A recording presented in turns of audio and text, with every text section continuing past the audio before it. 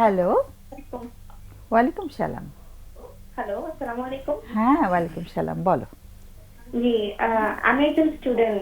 আমি last 2 years থেকে খেয়াল করলাম যে আমার পার্সোনাল লাইফের খুব ক্লোজ কিছু মানুষের সাথে আমার বন্ডিং তেমনটা ভালো যাচ্ছে না, খারাপ।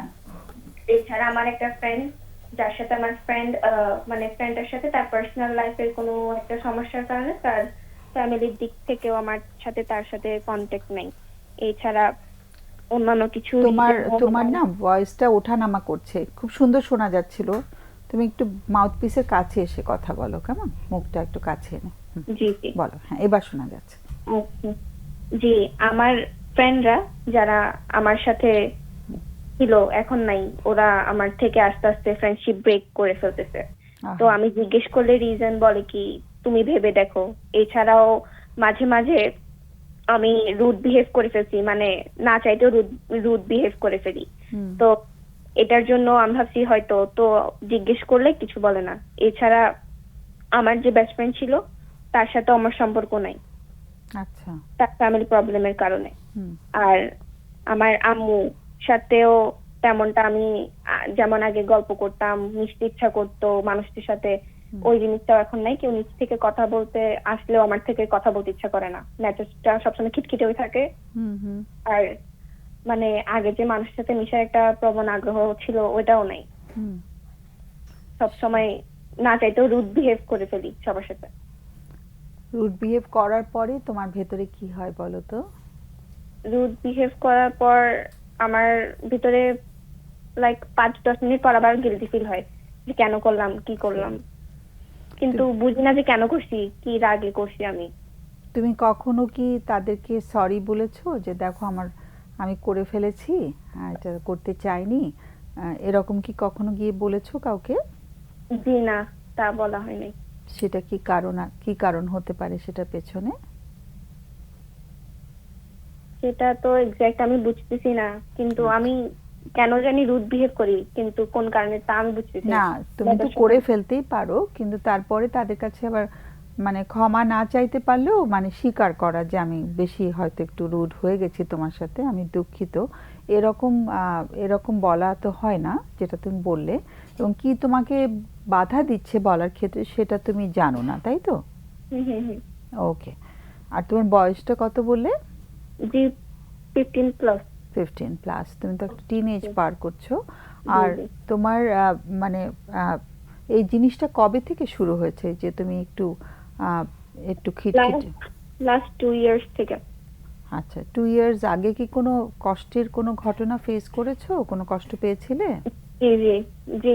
আমার আমরা গ্রুপ ফ্রেন্ড সার্কেলের মধ্যে 6 জন ছিলাম। হুম। তো ওইখানে ঝামেলা হয়ে 3 জনের সাথে ফ্রেন্ডশিপ নাই, 3 জন আচ্ছা। আছে। তো 3 জনের মধ্যে আবার 2 জনের মধ্যেও ফ্রেন্ডশিপটা এখন অনেকটা একটু হুম।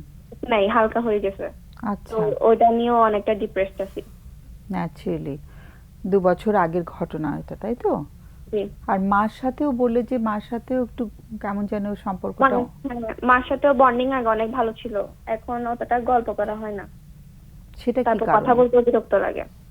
আচ্ছা, তুমি যেহেতু একটু বিরক্ত হয়ে আছো ইন জেনারেল, ওই জন্য মার সাথে অত বেশি ইচ্ছে করছে না তোমার কথাবার্তা বলতে, তাই তো? জি। ওকে। তুমি আচ্ছা। প্রশ্নটা কি করবে আমাদের কাছে? জি, আমার কোশ্চেনটা হচ্ছে যে এখন আমি কি করব, যে মানে আমার যে সবসময় মেজাজ খিটখিটে হয়ে থাকে, না চাইতেও রুড বিহেভ করে ফেলি। আচ্ছা, আচ্ছা। ওকে, বাড়িতে আর কে কে আছেন? বাড়িতে আমার আব্বু আছে, বাট আব্বু বাইরে থাকে। আর আমি আর আমার আম্মু একা থাকি বাসায়। ও, দেশের বাইরে থাকেন বাবা? জি। আচ্ছা, তুমি একটাই মেয়ে? জি, আমার আর কোনো ভাই বোন নেই, আমি আর আমার আম্মু। ওহো, তুমি তো একদম একা বড় হয়েছে ছোটবেলা থেকে। জি। আর বাবা মানে কতদিন পর পরে আসেন? বাবা 4-5 বছর পর পর। আচ্ছা, তো বাবার সাথেও কি একটু দূরত্ব আছে যেহেতু উনি না, থাকেন না? না, বাবার সাথে বন্ডিং অতটাও ক্লোজ না, হুম। ফোনে হালকা পাতলা যা কথা হয়। হ্যাঁ। পাওনি ছোটবেলা থেকে বাবাকে, পাওনি তুমি নাকি না, ছোটবেলায় ছিলেন? ছোটবেলা থেকে পাইনি, অতটা পাইনি। ওকে, তাহলে মা একা একাই যুদ্ধ করে যাচ্ছেন জীবনটা নিয়ে। জি, জি। ওকে। মারও কি মেজাজ মাঝে মাঝে একটু খারাপ থাকে? মাঝে মাঝে হ্যাঁ, খারাপ থাকে। আচ্ছা। ওকে। হ্যাঁ, তোমার প্রশ্নটা পেয়েছি যে তুমি এখন কি করা উচিত, এটা নিশ্চয়ই আমাদের অতিথিরা কিছুটা বলবেন। তুমি একটু লাইনে থাকো, কারো কোনো প্রশ্ন আছে কি? আচ্ছা। আমি একটু জিজ্ঞেস করতে চাচ্ছিলাম যে আপনার পছন্দের কাজ কি, কি কাজ করতে আগে পছন্দ করতেন? জি, আমার পছন্দের কাজ আগে ড্রয়িং করা বেশি পছন্দ ছিল। ওকে, এখন এখন ভালো লাগে এমন কোনো কাজ আছে? না, এখন সেই ড্রয়িং করার প্রতি ইন্টারেস্টও নাই। আপনি কিসে পড়ছেন? জি, আমি এখন নবম শ্রেণীতে। স্কুলে পড়ছে স্টুডেন্ট। হ্যাঁ, ওকে, বেশিরভাগ সময় আপনার মনটা কেমন থাকে, ভালো না খারাপ? খারাপ থাকে বেশিরভাগ সময়। ঘুম ভালো হয়? তেমন না, 4-5 ঘন্টা। ঘুমের মধ্যে দুঃস্বপ্ন আসে? না, স্বপ্ন দেখি না টোটালি। ভেতরে অস্থিরতা ফিল করেন? হ্যাঁ। আচ্ছা, ঠিক আছে। আর কতদিন ধরে এরকম মন খারাপের বিষয়টা? জি, ওই যে ফ্রেন্ডশিপ ব্রেক হওয়ার পর থেকে। 2 বছর? জি। আচ্ছা, এই 2 বছর সময়ের মধ্যে আরেকটা বিষয় যে আনন্দের বিষয়গুলো থেকে আনন্দ পাচ্ছেন? জি।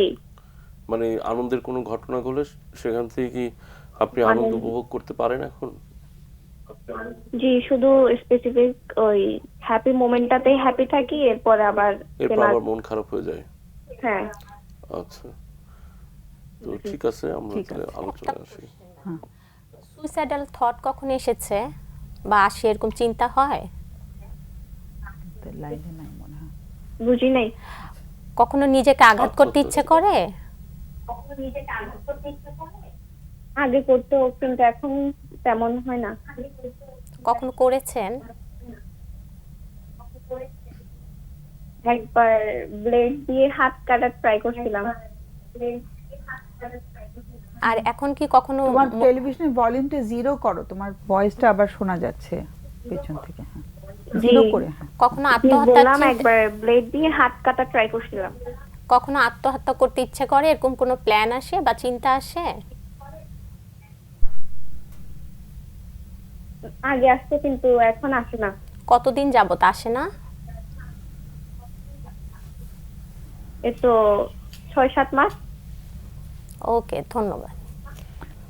অনেক অনেক ধন্যবাদ। তোমার মতো একটা ছোট্ট মানুষ কষ্ট করে ফোন করেছো, আমরা ভীষণ কৃতজ্ঞ তোমার প্রতি। আর অনেক অনেক সহমর্মিতা রইল তোমার জন্য। আমরা আলোচনা করছি, তুমি শোনো কেমন। ওকে, আপনি প্রথম বলেন। ওর মানে শুরুটা হচ্ছিল তার বন্ধুত্ব মানে হারানোর মধ্যে দিয়ে। আমরা সাধারণত যে মানে বিষণ্ণতা রোগের ক্ষেত্রে একটা লস, সাইকোলজিক্যাল ইফেক্ট এগুলোকে মাথায় রাখি। তো সেখানে দেখা যাচ্ছে যে ওর যে যে বয়সটা, এই বয়সটা আসলে বন্ধুত্ব তৈরি করার একটা চ্যালেঞ্জ, নিজের কেরিয়ার তৈরি করার একটা চ্যালেঞ্জ। এই চ্যালেঞ্জগুলো মোকাবিলা করতে হয়। তো সেখানে যখন প্রথম সে বাধা পাচ্ছে সেটা একটা বিষয়। আবার ফ্যামিলিতে সে বেড়ে উঠছে একা, মানে এই তার অ্যাফিলিয়েশন যে নিডটা, এই নিডটা কিন্তু ফ্যামিলি থেকেই রয়ে যাচ্ছে। এবং পরে যখন বাইরে সে সম্পর্ক তৈরি করতে গেল, মানে মিলেমিশে, মানে সবার সাথে থাকার। মিলেমিশে থাকার যে প্রয়োজনীয়তাটা, সেই জায়গাটা একটা ঘাটতি সে আগে থেকেই পেয়ে আসছে। তারপর বন্ধুদের মধ্যে থেকে সেটা যখন সে ফিল আপ করার চেষ্টা করতেছিল, সেখানেও আবার একটা মনোমালিন্য হয়ে সেটা বাড়িতেও loss কিন্তু করে। বলার তেমন কেউ নেই, ভাই বোন থাকলে যেমন সেই আমরা শেয়ার করি। সুযোগটা তার নাই, শেয়ার করার সুযোগটা তার নাই।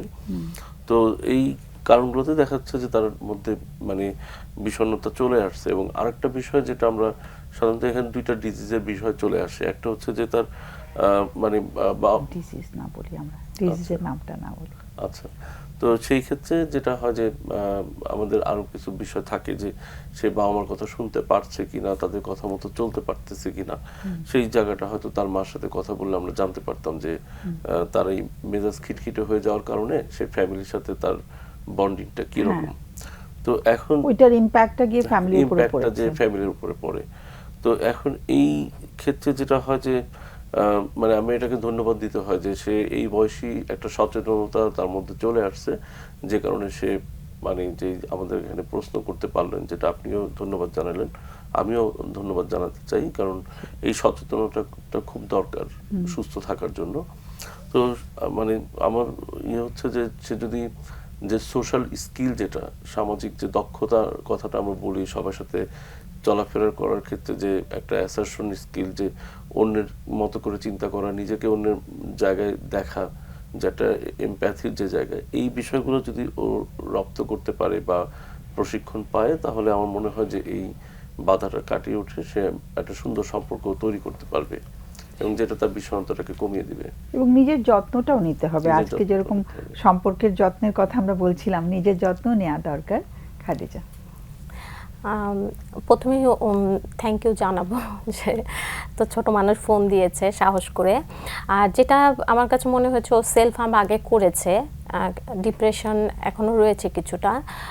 সেলফ হার্মটা একটু বাংলায় বলি, নিজেকে আঘাত করেছে কিছুটা। হ্যাঁ, আঘাত করেছে, ব্লেড দিয়ে কাটার চেষ্টা করেছে বলে। হ্যাঁ। এবং দেখা যাচ্ছে যে ও যে রাগ করছে, কোন বিষয়গুলো ওকে ট্রিগার করছে, মানে কোন বিষয়গুলো ওকে পোক করছে যে রাগ করতে, এগুলো একটু আইডেন্টিফাই করে দেখার বিষয় আছে। মায়ের সাথে সম্পর্কটা কেমন, এবং মা যদি মার মানে কোন কোন বিষয় ওকে রাগ তৈরি করে দিচ্ছে, ওর মধ্যে বিষয়গুলোকে লিখে ফেলতে পারে আর কি। লিখে ফেলতে পারে, তো তখন এই বিষয়ে আমার রাগ ওঠে। হ্যাঁ, তখন সে সচেতন থাকলো এবং মায়ের কাছেও হেল্প চাইতে পারে, তখন জানাতে পারে যে আমার এই বিষয়গুলো রাগ হচ্ছে, এই ধরনের কথাগুলো বাদ দিও বা এগুলো করো না।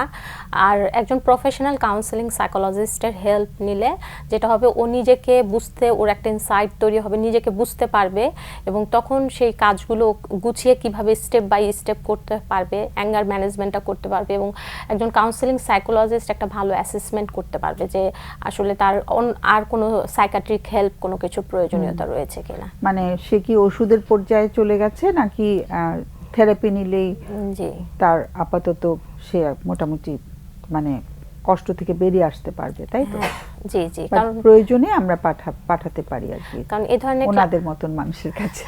এটা আসলে সে যে কোনো দিক থেকে শুরু করতে পারে, মানে মানে যেটা অ্যাভেলেবেল, যেমন সাইকিয়াট্রিস্ট অ্যাভেলেবেল হলে সাইকিয়াট্রিস্টের কাছে যেতে পারে, ক্লিনিক্যাল সাইকোলজিস্ট অ্যাভেলেবেল হলে তার কাছে যেতে পারে, যে কোনো একটা জায়গা থেকে ক্লিনিক্যাল শুরু বা করলেই, কাউন্সেলিং। মানে কাউন্সিলিং এর ক্ষেত্রে মানে মেন্টাল হেলথ প্রফেশনালদের কাছে যদি যায়, তাহলে তার এটা একটা বেটার ম্যানেজমেন্ট হবে। মানে মানে একটা ইন্টার রেফারাল সিস্টেম তো আমাদের মধ্যে আছে, যখন মনে করে যে তার কাউন্সিলিং দরকার, তখন কাউন্সিলিং এর জন্য রেফার করে সাইকিয়াট্রিস্ট। আবার কাউন্সিলর যখন মনে করে যে তার মেডিকেশন দরকার, সাইকিয়াট্রিস্ট একটু কম রেফার করেন আর কি, আমরা একটু বেশি রেফার করি। ওটা একটু আরেকটু বাড়লে ভালো হয়। মনের কথাগুলো যখন বলতে পারবে, আমার মনে হয় যে উনি অনেক রিলিফ বোধ করবেন। হ্যাঁ, এই ও জায়গায়। হয়তো নিজেকে দোষারোপ করছে, হ্যাঁ, তাই না, যে আমি পারছি না।